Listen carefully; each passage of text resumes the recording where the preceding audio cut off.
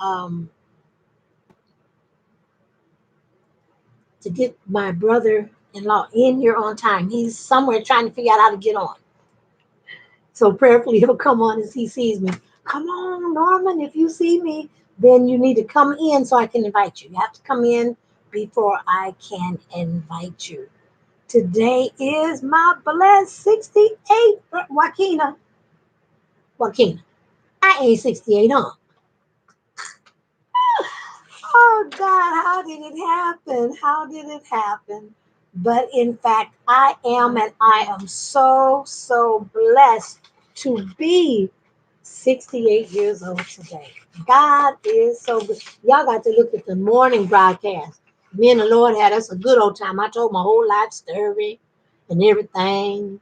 Praise God. So we're waiting for Norman to come on. Okay, Norman is my brother-in-law. His name is Norman Dobson. He has his own private practice, individual family counseling, and therapy services. So he's going to come on here and bless us with some questions and answers. He has some questions that he's written down here, but it might even be better if during this 45-minute segment, because he's given me 45 minutes of his precious time because he has consultations all day. But we were talking the other day. Praise God. Hey, Sister Ruby. Thank you, baby. Thank you. Appreciate it. But we were talking the other day, and and he was saying that he would like to do this for me. Let me see, I'm gonna take one of these gadgets down. God, I don't know which one, and I don't know his phone number. Maybe it's on paper, so I can call him, or he might call me because he's trying to find me and set up. He's trying to set up. So Norman, where are you? Because he's not computer savvy. He doing all this just for me, Ciola, just for me. Hey, Carmen. Hey, cuz, how are you, sweetie? Haven't seen you in a minute. Where you been? You was attending the Smrf reads. I haven't seen you in a minute. I don't know his number. His number. The phone that I'm on is the one that has everything in it. It's my best gadget. So that's the one I want to do the live on. And these other ones, I'm not sure my phone is in them. Okay, let me try. Let me try. I'll shut down Reader. This is Reader.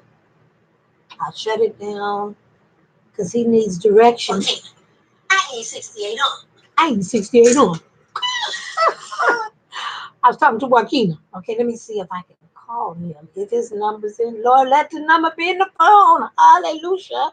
I think this is it. I think this is it. I think this is it. Oh, Lord.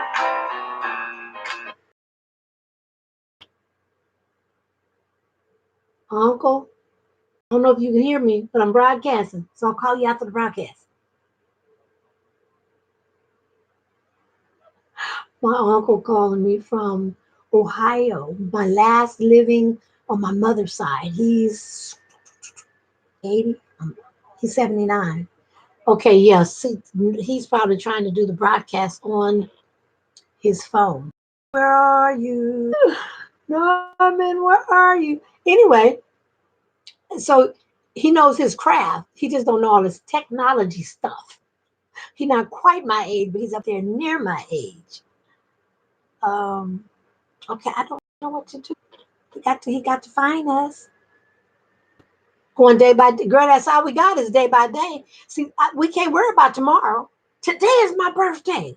I was up until midnight because I have a grandson who turned 27. I thought it was 26. Somebody I just saw on Facebook, he's 27 today. Them kids getting old. Them grandkids getting old. Not me, but they sure are. Anyway, so I was up until midnight because what I always try to do is send a message or the little text at midnight. I always like to be the first one. And I do, what the seed you sow is what you get back. Because my baby Ciola did that to me last night. She called, but she better than that. She called me. She said, happy birthday. She sang happy birthday to me at midnight. And she was asleep and she was yawning. But she stayed up to honor me. It doesn't take much. It doesn't take much to show a little love, to show a little appreciation. And you guys are all here because you love and appreciate me. And that's all. That's why y'all don't come back at 2 o'clock. And he's somewhere out there trying to get us. And I can't invite him in because he has to be in to be invited. Invite friends. Okay, let me see if. Because yesterday, we did a trial run yesterday. Okay, there's Norman. Okay, so I've invited him. I just invited him. But what I think is they have to be on here viewing me, and then I can invite them in. But I just tried. I just clicked one thing. And let me see, it's another thing over here. But we got them in. We did this twice, and we got them in. Request to be in your broadcast. Allow viewers to send your request to join your broadcast. You can add them at any point. Okay, I'm adding him. Let's see if that'll do. Adding. Okay, Norman, you're watching. Okay, so there you go. Woo-hoo. Gonna be good, huh? We're good. You found it. I tried to call you. I set the phone down. Praise God, you're here. You're here. So Yeah. okay. So the question is, can someone over there let me know if you hear Norman and if you can see him? Ciola, Wakina, somebody over there, please. Ruthie, you're over here on my face on Smrf platform. If you could come over to my main platform, that's where we'll be able to interact. The other ones are live. We're live on all 8 platforms, but you can only see him on this one, which is my Pamela Dobson platform. And I'll put Reader back up. So can someone tell So me, what you can getting? you say what? Are you getting a partial picture of me or a full? Well, I, I I'm guess you're getting I'm getting what you see, I think. What do you see? Do you see yourself a in the partial corner? picture. No, Yeah. I have all of you. All the way down to Okay. almost your waist. Okay. Yeah, Okay. Good. Good. right. Okay, somebody over there, somebody, anybody, tell me if you can hear him, please. So a lot of times, as we talk about mental health, we talk about drug and alcohol. Mhm. It all comes back to the family. You can't separate, marriage and family. You can't separate drug and alcohol. You can't separate mental health. Mhm. They all come together. They work And together. there's a story. There's a story to be told in Mhm. connection with all these things coming together because it just didn't start in a vacuum. Okay. It started way back when Uncle Charlie was doing what he did. Mhm. Okay. And so, and for anybody who's out there listening, I'm not sure if any of these things relate to you, but if you can understand what I'm saying, I want you to give me a shout out and let me know that you understand. Just Because I give. don't know, man. Some people might have had, some people might have had a perfect life, Okay. Thank you, Carmen. and Thank you, Carmen. I never want to take away from the person who had a perfect life because I'd like to have that myself. I Absolutely. just wasn't that fortunate. Right. Right. But if you're fortunate, I'm not gonna hate. I'm just gonna say, amen. Right. Amen. Okay, let me introduce. Is it 2 o'clock? It's 2:06, and his time is valuable.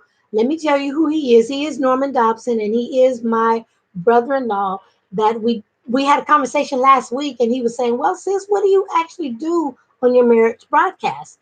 And I kind of told him, so I would like to. That's something I would be willing to come on and maybe share and talk to. And so I said, "Well, can you do it on my birthday? Can you do it on my birthday?" And Tailor Made, I need you to come over to the Pamela Dobson platform so you can see what's going on. So we real quick, we put this together really quick. Praise God.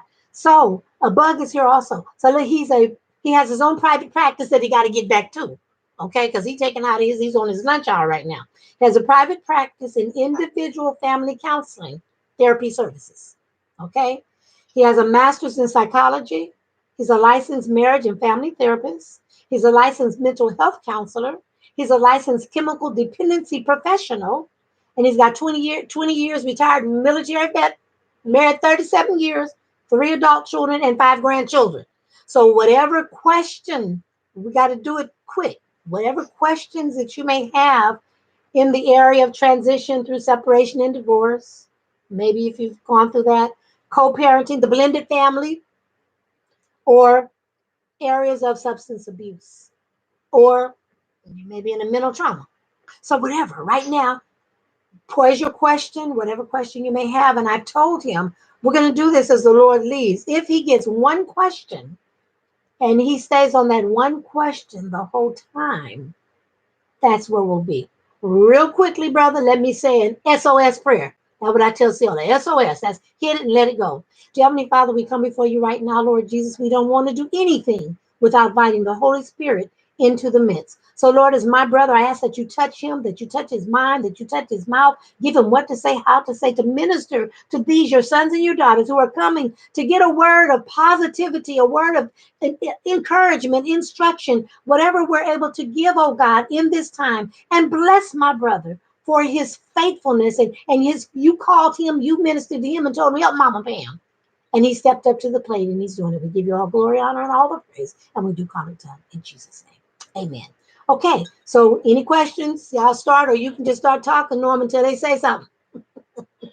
Because we. Well, happy birthday. Thank you. Thank you. Thank And, you. as you give me some accolades, the truth of the matter is, conventional wisdom and experience goes a long ways. And so everybody, I want y'all to know, as you hear me out there, Pamela has 48 years. You have 48 years of conventional life experience and wisdom. You're 48, right? I look at her. Y'all hear what my brother saying? Do y'all hear what the man saying? I'm 68. I'm 68. You thought I was 48? He just done made my, we ain't got to say nothing else. We can shut everything down now. The brother done made my day. Okay, so 68 years of conventional wisdom and experience is better. As much as even, I'm like, he took 20 years out, but I didn't get no sense until about 20. So you're about right. You know what I'm saying? So you're about right. The Lord had you say 48 because about to 20, I'm still trying to figure this thing out too. Praise God. So you're right. Yeah. And so okay. Relationships. Okay, question. Good question. Read above. Why can't I get past mourning my mother? It's hard. How long has she been gone, Bug? And she had this my niece. She had a series of deaths, close people, and so she's really having a hard time dealing with that. Well, and so the thing about grief and loss and mourning, some people say that you just need to get over it, and some people have the expectation that you will get over it. Right. The truth of the matter is, you don't get over it. You don't get over it. You learn to live with it. You can't undo it, and you don't want to undo it because it's a purpose behind that. All right.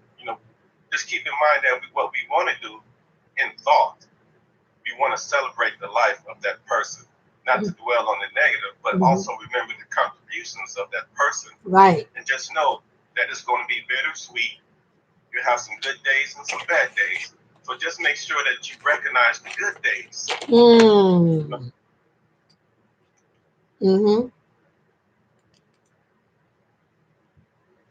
And that's it. Okay. Do you hear that, Bud?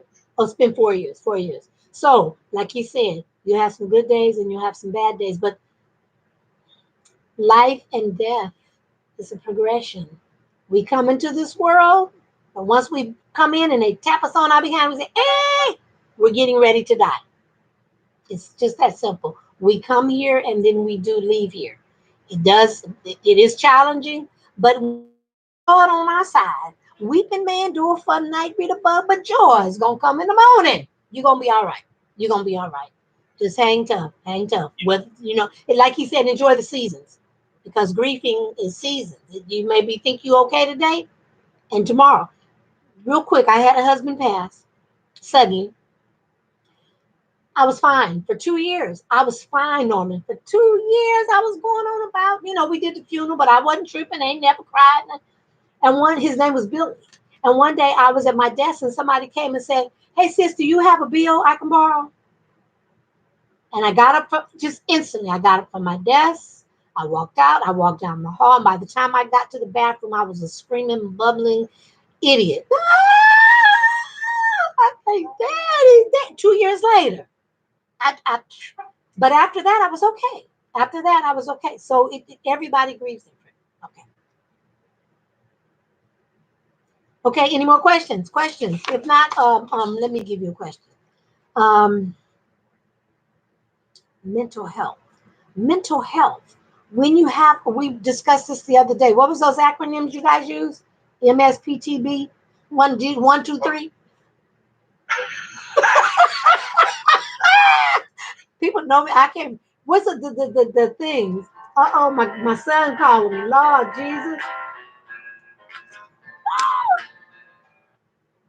I had to call him There's back. What's it called? Those. post-traumatic stress Yes, syndrome, yes. Post PTSD. traumatic stress syndrome, Yeah, PTSD. Um, when people have been mistreated as a young child and then they grow into an adult and they use substance abuse trying to cover that, what can we as a family member do if we can do anything to help them? They use the drugs, and you know why they're hurting and what they're going through.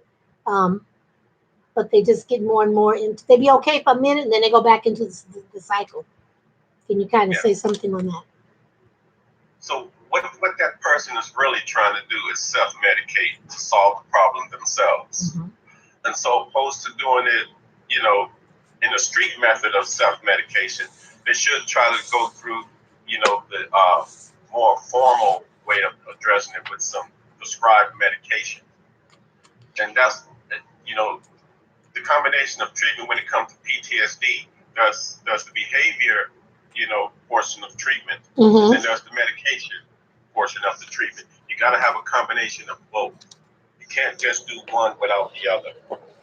So, see, that's the thing. They try to do the one, never get the therapy to help talk your way through it.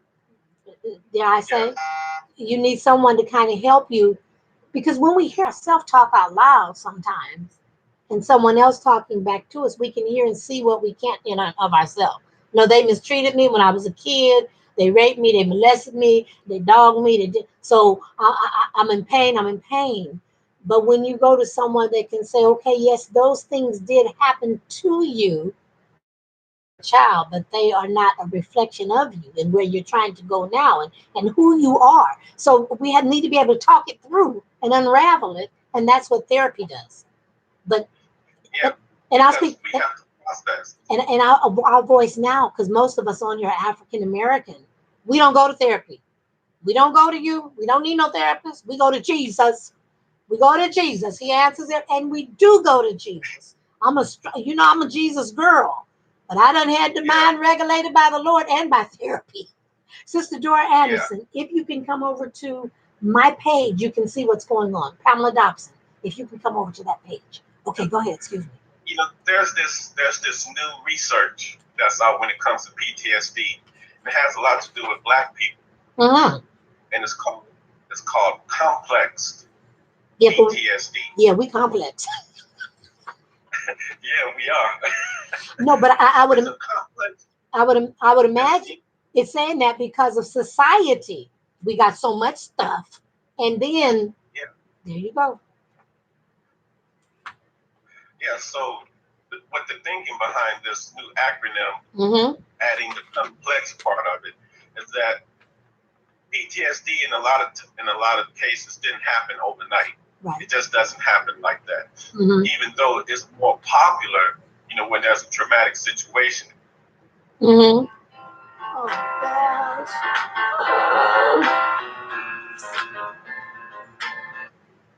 things that cumulative that has happened over the years from childhood, teenage, young adult life, and then at some point you get to your max tolerance level, and then it becomes a disorder that impairs your life, impairs your dreams, Mm-hmm. impairs your concentration, just makes you irritable, and so Right.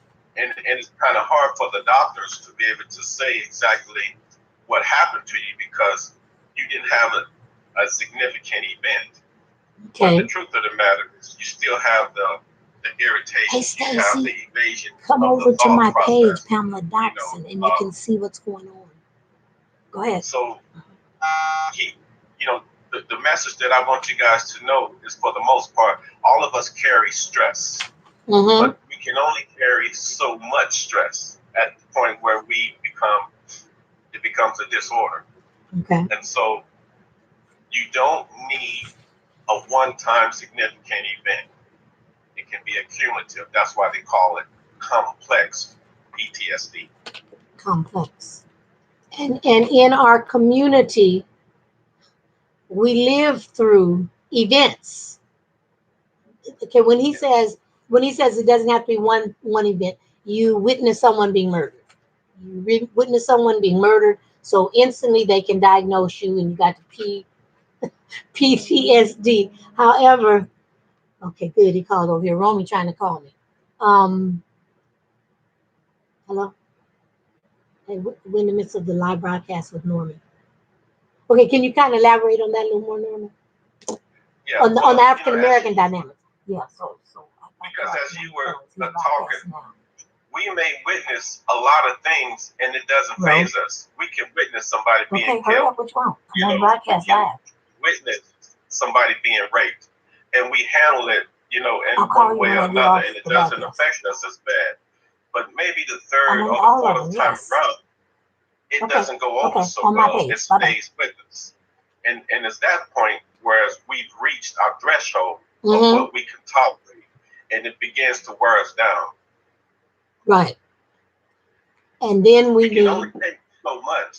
We can only take so much before we break. Before we break. And everybody is different. Some people can take more than others, just like about the grief and loss and mourning. Some people deal with it one way versus somebody else dealing with it differently. We're all unique. And we don't want to be able to dismiss anybody who feels that they are suffering from PTSD. We need to listen to them and look at what's happening. And so a lot of people will self-medicate, but we don't want to help them that way. We want to do it legally. We want to do it the right way. Right. Group sessions, medication, and be there for that person. Right. Right. And the medication with the spiritual component. Sometimes you can do it just through therapy and the Lord. But then sometimes you need the Lord, you need verbal therapy, and you need pharmaceutical therapy. It just depends. But you do need somebody to talk to. Everybody needs somebody to talk to. Isolation is not good.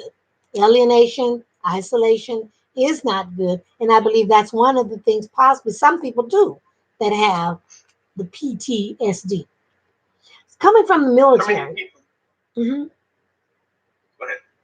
I'm just curious, when it comes to being in relationships and having good communication with your spouse, how many people out there have concerns about how do I communicate and make love to my partner, to my spouse, to my wife, to my husband? Because I want to talk about love languages. Okay, that's a question. My spouse is on. He just came on. Okay, so I want to talk about the 5 love languages, and this is by Dr. Gary Chapman. Yes. You can look him up on the internet. You can Google him, and there's a quiz on this website that will give you information as in how to determine what your love language is. And so there's 5 categories, right? So one of the categories is quality of love. Quality of time. Some people put a lot of stock into, if I can just have quality of time, I'll be one happy person for the rest of my life. Some people may prefer to have acts of service because this is how you make me happy. Life is difficult as it is, and if you can do a little something, scratch my back, or maybe just, take me to dinner, or just do something to lighten my load. Right. Any type of act of service, and that's all they need.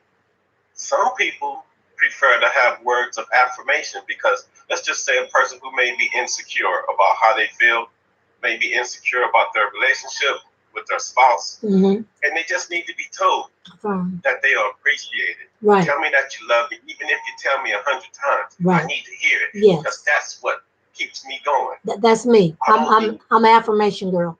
Words of affirmation. Yes. Tell me all damn beautiful. Tell me all damn. Roll me like I done told you I married you. Then that's what men say. I married you. Of course you're beautiful. No, we need to hear it. Some of us. And that's me. And some women feel or men, because this goes both ways, right? Mm-hmm. Physical touch. So Mm-hmm. when I say physical touch, I'm not talking about sex. All Right, right, now, right, right. I like the uh, physical touch. Just walking by, putting your hand on the shoulder, just touching them yeah, when you yeah, go by. yeah. I need touch Mm-hmm. because it gives me a sense of connection. Yes, security, anchored. I'm special to you. I belong to you. Mm-hmm. Okay, Carmen had to go. So we just have to go. Yes, yeah. Okay, thanks, Mm-hmm. Carmen. Mm-hmm. And at the same time, so Thanks for another joining. look, another love language is receiving gifts. Some Mm-hmm. people like receiving gifts, however Mm-hmm. way that happens. Mm-hmm. They just like receiving gifts. Right. So the five love languages again: Mm-hmm. quality of time, acts of service, words of affirmation, physical touch, or gifts. Mm-hmm. And touch. Mm-hmm. I just want to throw this out there to anybody who wants to respond. What do you think your love language is, or your spouse's love language? Because we need to talk about this. How do you make me happy? Right. And you know what you don't know is that I have a series on Facebook of this. The title is Love Languages.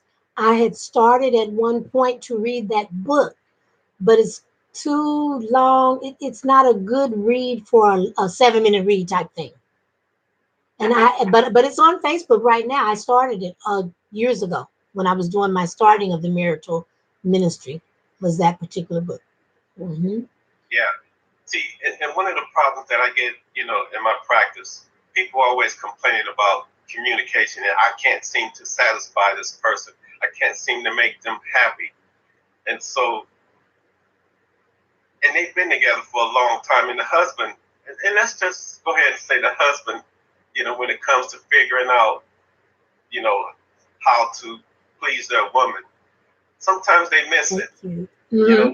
And I ain't just talking about sex. I want everybody to know this Right. ain't about sex. This Right. is just about making a Intimacy. person happy on the Intimacy is inside. more than sex. Intimacy is outside of sex. Sex is what is a God given gift of the two people coming together and that oneness.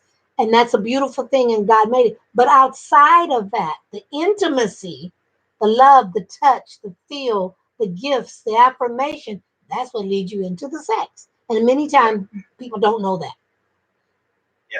You know what? I try to throw a little acronym piece in there for intimacy. Okay. So if you break the word down, intimacy, Hmm. it means in to me. Me, you see, Into me. into You me. need to know what makes me tick. Mm-hmm. Mm-hmm.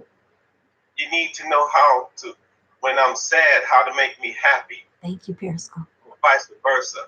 Yes. You need to know how to lift me up, make me laugh. You need to know how I felt yesterday, my worst fears, my happiest moments. Mm-hmm. Just kind of know me, and that's what intimacy is all about. But Mm-hmm. and so as I work with people, in the marriage and family sessions, a lot of time they're talking about communication and how to make the other person happy.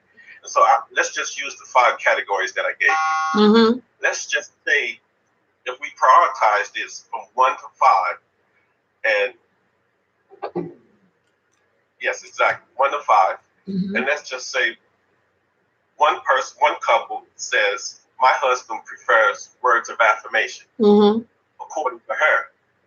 So then I'll ask the husband, what's your number one love language? And he'll say something totally different, Mm-hmm. as in quality of time. Mm-hmm. So we got a mismatch. Mm-hmm.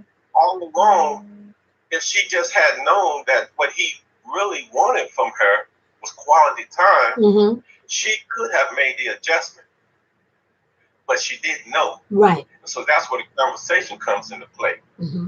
Let's talk about it. What are your love languages?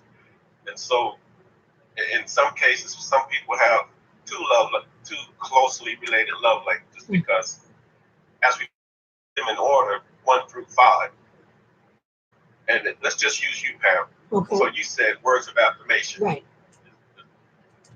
So look at the other And, and, 4. and Romy saying And time away from home, walks in the park, panoramic views. That's his. Hmm. And so, out of the five that I mentioned, what would be your top two? So you said words of affirmation. What would be number two? Um, touch. Physical touch. Hmm. Okay, okay, that goes together. So think about it. I want you to soothe me with your words of affirmation. Touch me with your words. That's Yeah, right. That affirming. and I Yes. want you to bring it home. I want you to bring it home Hmm. when you hold me close to you, Hmm. Hmm. letting me know and reaffirming that you Yes. do love me. Right. That's very good. Words versus actions. Right. I need both. Right. And if you can do that for me, I'll be happy for the rest of my life. Yeah. Don't need the gifts. Don't need the time. And I just need you to touch me, hold me, affirm me, and I'm good to go. My love tank is full. Yeah. But what if they thought you wanted gifts? That would it, How do you it would be nice. A case in point. Case in point. Let's talk about us, me and my husband. Romy likes time away from home, walks in the park, panoramic views. I ain't never knew none of this. Been married 5 years. He ain't never said this to me. Okay? Now I am a homebody. I like being home. But I would love to go touch. Walk in the park, holding hands, going through the park, yeah, looking in my eyes, saying, "Baby, you the best thing since sliced bread." That's what he say. yeah. But you see how they can come together because Yes. the fact is we can do two things. Some people say, I wanna be walking in the park. Mm-hmm. The other person says, well, I want to spend quality time. Mm-hmm. Well, guess what? We do both. We spending quality We time do both. walking in the park. Yeah. And if you like gifts, guess what? Mm. At the end of the day, I'll get you that gift that you like. Right. But I still want to walk in the park. Yes. This is We good. can do This both. is good. We just Yes. got to have a conversation to communicate. Now, Right. I want to, the person who really thinks about words of affirmation, is anybody out there that likes words of affirmation other than Pam? Anyone else listening like affirmation besides me? Yeah, I see words of affirmation. Diane, Romy, Breeder Bug, and somebody else I can't see who that is. Because the challenge Okay, is, Linda over here on Periscope. So can you hear Linda on Periscope? One of the people that's not here, that's on my Periscope broadcast, she says she likes affirmation. She is no longer married, but she told me she's listening, so she'll know when she gets married what the marriage supposed. And that's what a lot of these listeners are not married people, but they come to the marriage portion of the day to get clues, to get tips for better marriage going forward, and to know what to look for in marriage. So she said she does like affirmation. Hey, okay, Patricia Kelly, God bless you, baby. and so as we talk to our partners, our spouses, what have you, Mhm. it's up to us to explain to them what do I mean by words of affirmation. Now that we are in the ballpark, now we got to bring it home. So everybody can have a different, perspective when they say, I need words of affirmation.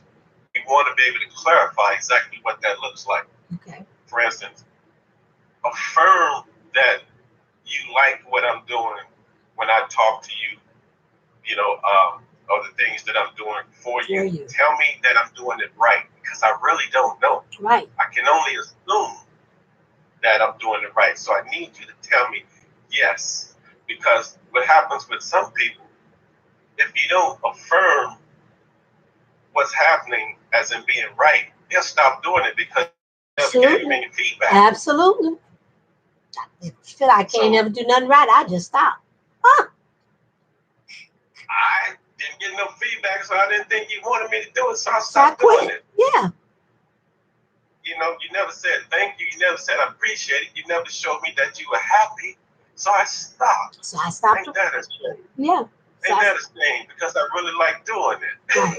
Right. Right. Or the other person liked receiving it, but they never voiced it or clarified or affirmed it. So how we supposed to know? If you communicate. Communication is a Yeah. key. Communication. So let me go to another subject. Okay. A problem that comes up quite often, Mhm. in my therapy sessions. Mhm. Of course, it's communication. Everybody talks about I can't communicate.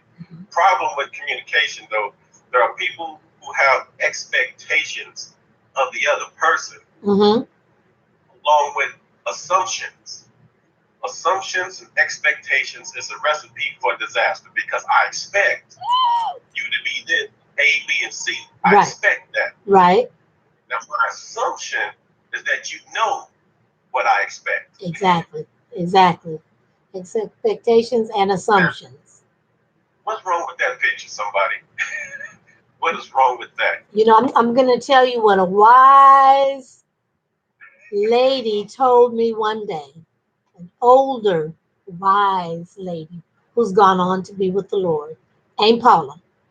She said, Pam, did you put out your expectations in your marriage before you married Roman? Did y'all tell each other your expectations? No, no. She said, well, you should, so the person knows what to line up with, whether they want to line up with it, whether so that your expectations will meet. Well, you won't have to assume because you've already voiced it. Her suggestion was write down on a piece of paper 10 expectations, and they write their 10, and you sit down and you discuss them. And that was very wise. That's something that should be done before going into the marriage. Wouldn't you say? Yes, yes, without a doubt. You know, the problem with the scenario between the two is paradox. Mhm. The paradox is if I expect you to be a certain way, then why ask? Right. I don't need to ask it because I expect it. Right. I expect you to cook dinner. But I told you I don't cook. But I expect you're white. You supposed to cook. Yeah. So what was the message that just flashed? Somebody just wrote a message. Okay, Diane says, if they're not happy with the way it's done, they may keep doing it the incorrect way because they were never told. Exactly, Diane. She was married. How long were you married, Diane? 30 some odd years, I believe. She was married and her husband's passed. But she said if the person is not happy with the way you're doing it and they never let you know, you keep on doing it 30 some years because you don't know and they're not happy. My husband Right. don't like the way I cook. He don't like the way I cook, and he likes sauces. And so I said, well, then you cook, and I wash dishes. So that's a wonderful thing. Yeah. That's a wonderful marriage. Well, you know, and then there's this other part that goes with the communication piece. Mm-hmm. Sometimes people will tell you a half lie. They will tell you a half lie because they don't want to hurt your feelings. Yes, yes. So I like your cooking. Mm-hmm. Right. And they don't. Right. So the question becomes, do you really want the truth? And Mm-hmm. can you handle the truth? Right. And, You know, and when you get the truth, then here again, then you compromise. Okay, well, we got to eat. Somebody got to cook. So if you're a better cook or you like what you cook better than me, then I say, okay, you cook and I'll wash the dishes. And occasionally he'll ask me for something I cooked or baby, you gonna cook tonight? I tell him, okay, I'll cook. But he likes lots of juices and sauces and that ain't what I do. So we have yeah, compromised and we found a happy medium. And that's what and compromise has to come into but the you have to know yourself though when it comes to for the truth. If you are the kind of person who is sensitive mm-hmm. and sometimes you struggle in that way, just know that the person may not tell you things because they don't want to hurt your feelings. Not that they're lying to Right. be deceitful. They just don't want to hurt your feelings. Right. And You so know? we need to have thicker skin and not allow our feelings to get hurt so quickly. Be able to carry conversations, come to the table, as I read in the Love and Respect series, knowing that the person you married is a goodwill person and they wouldn't say anything intentionally to hurt you, but these are some issues we need to discuss. We need to be open and honest and not be offended. I like the way my husband, when we get into some discussions, um, many times he'll say, baby, I'm not trying to be mean. I'm not trying to hurt your feelings. But, and that's kind of nice. I like that because Yeah. it already sets up. I'm getting ready to tell you something or say something you may not like, and it cushions it and it makes it more palatable. Our beloved sister Diane says she's married 45 years. I don't want you to be Okay. late. You got about 10 more minutes. Okay, so two other things I want to talk about before we close out. Let's talk about infidelity. Mm-hmm. Infidelity. Now, when it comes to infidelity, you can either, well, people struggle with forgiveness Mm-hmm. and forgetting. Right. And so there is this sense of being able to get over it Mm-hmm. and just get past it. Mm-hmm. Well, we all know it's easy to forgive, but it's hard to forget Right. because there's betrayal that's attached to that, and a lot of other different feelings. But forgiveness and betrayal are two of the common things that I talk about with my clients. Mm-hmm. And the truth fact is, um, most people never get over the act of infidelity. Mm-hmm. They Mm-hmm. just don't get over it Mm-hmm. because it's always lurking in the back of your mind because the heartache that's associated with that, cognitively, our brain would tell us to be on the lookout for it because you don't want to have a repeat of this feeling. Right. And so our brains are active trying to protect us. Mm-hmm. And so we automatically primed to be looking at somebody as in any behavior outside of normal or Right. anything that reminds us of that behavior of cheating and disloyalty. We're going to act on it. Mm-hmm. So how do you get past that is the question. Okay. How do we get past Okay. infidelity? One of the reasons God has called me to this marital ministry is because I've been married a few times, and there's nothing that you can come up with that I have not experienced in a marriage. I have experienced infidelity in a marriage, and it was very painful and it was very hurtful. And the only question that I had to ask was this: is this going to be an ongoing behavior, or was it a one-time occurrence? Because I understood why it happened. No, no, no, I'm sorry, I'm sorry, I'm sorry. I said, okay, well, right now I don't trust you any further than I can see you. Because you don't. I don't trust you. So if we're going to resume this marriage, you are going to have to rebuild you've got a fence up here, these bricks. So you got a brick wall. You got to remove these bricks brick by brick until I forget. If you can put up with what I send you through, then we can go forward. If not, then we through. And so he said, okay. All right. So what he would do is anytime he'd leave, he would call, he'd page, he'd text. It was a long time, but they didn't have no phones. He'd call, he'd tell the people, tell them I'm here. That happened for maybe a month, and it drove me crazy because I'm not a person that got to know your every move, your every step, and look in your phone. And if you have distrust, you really don't need to be together if you're distrust. So after about a month, I forgave him. And I forgave him. And now when you forgive, that don't mean that later on when something happened, a couple years, I saw you look at that lady. Remember, no, you don't do that. You don't throw back up in people's face. To me, you don't. You forgive. You ask God. You ask God to heal that wound, that indiscretion, whether you understand or not. You validate your marriage. You validate your covenant. You validate that goodwill person. They did a bad thing, but that ain't them. They messed up. So if you're going to forgive them, forgive wholeheartedly, let them come back and resume your marriage. So yes, you can forgive and you can throw it in. The Bible says throw it into the sea of forgetfulness as far as the east is from the west. And you can do it because I've done it. Yeah, it takes a bit. Everybody being different. Some can get over it sooner than others, but just know to each his own in your time, in your own way. It's not your responsibility to for you to trust the other person. Mhm. It's the other person's responsibility to get you to That trust them right after they have because just they lost your trust. yes So it's their responsibility to get you back to trust trust them. them again. Exactly. And the best thing, ladies and gentlemen, is don't do it.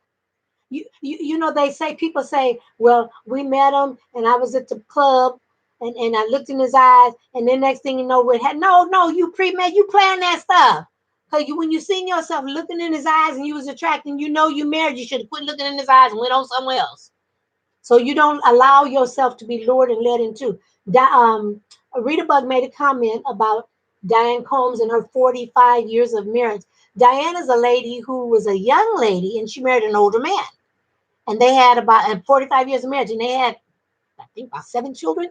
So Rita Bug, who is in the community, who's on here, wants to honor and acknowledge she saw them, she saw their marriage, and it was a beautiful thing to behold, is what she just said. So she wanted to give her props for a beautiful example of what marriage looks like. And I saw their marriage. That's how I met her. They had a soul food restaurant, and I admired her and her husband and the kids, and yeah. So just wanted to put that Yeah. out there. And so the last subject point is when it comes to communication, because we all talking about communication and Yes. some of the problems in relationships. Hola, hola. There's ways of communicating, and Come some over to people Pamela Dobson feel that platform. Come to Pamela Dobson platform. most communication is done verbally. But Hmm. I want to ask you guys, what do you think is the ratio of communication that's verbal versus nonverbal? I would say nonverbal is way higher than So verbal. percentage wise, would you say 50-50 or 60% verbal, I- 40% nonverbal, I'd or say seven. I'd say 70%? 75% not nonverbal communication. That's what I would say. Your continence, your behavior. When my husband walked in the door and I treat him with a cold shoulder, and that speaks more than me saying whatever. Your Yeah. body chemistry So to me speaks louder than the yeah, words. definitely.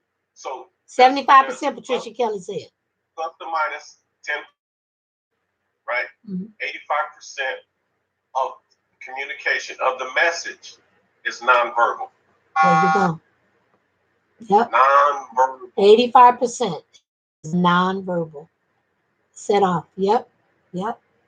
So before you even begin to talk, before you say anything, the message is It's already being already sent. spoken. It's already said by your continence. Right. It's time for Yeah. you to go, bro. I don't want to keep you past your time because I want us to be able to do it again. And we keep you too long. No, no, you kept me too long. And I didn't get to get So anybody. I want to leave you guys with that point though. So kind of check into yourself if you have communication problems. Look at the verbal versus the nonverbal because all of your facial expressions, your energy, the way you stand, the way you sit, Mm-hmm. uh, the speed, your tone of voice, all of those things convey a message. And I want to leave you with that piece so that you can begin to kind of look at yourself as in, am I doing something wrong here that delivers the wrong message? Very good. Okay, you got We want to say enjoy the thank rest of you. the day. Thank you, thank you, thank you for blessing me with this birthday um, conversation with my brother. You can go. You can go. I'm just going to talk to my peeps now. I want to All say right. thank you to everybody that came to celebrate this segment. And I pray you got some good information because he was giving us some good tidbits. I shared little portions of my life and my experience, and he gave us some good things. That is a good book. If you've never purchased it, never heard of The Five Love Languages by Gary Chapman, I think his name is.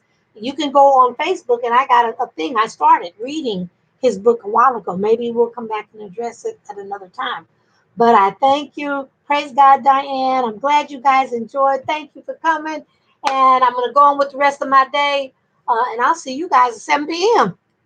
I got to go find me something to eat. My husband at work. So I got to go birthday me myself. So I'm going to go find me something to eat. Hey, over here on Periscope, God bless you. I don't let's bring this person up front here. Periscope. Is this Sister Linda? Yes, it is, Sister Linda.